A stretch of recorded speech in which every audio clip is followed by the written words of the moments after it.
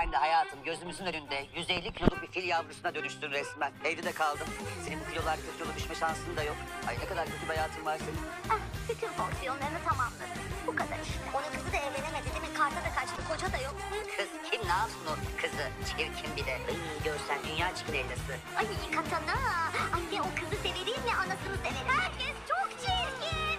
En güzel biziz. Ay şunlara bak. Kartlar, pisler. Ömer'le sizi birbirinize nasıl düşürdü? Kaknem. Sinsi. Kavruk. İş batıranlar. Kartlar, kart. İğrençler. Ucuz patronlar. Çirkin seni. Total grubu seni. Yalancı. Kuzulet. Kaknem. Çirkinler. Mıymıntı, uyuşuk, güleç, kazulet seni. Sarı domuz, şeytan, çiki uyuşuk, yatalak seni. Sürekli, çirkin ağzı seni. Şeytan, seni yolarım kız. Bana bak kız, yolarım seni. Kız, yolarım seni. Bana bak kız, vallahi yolarım kız.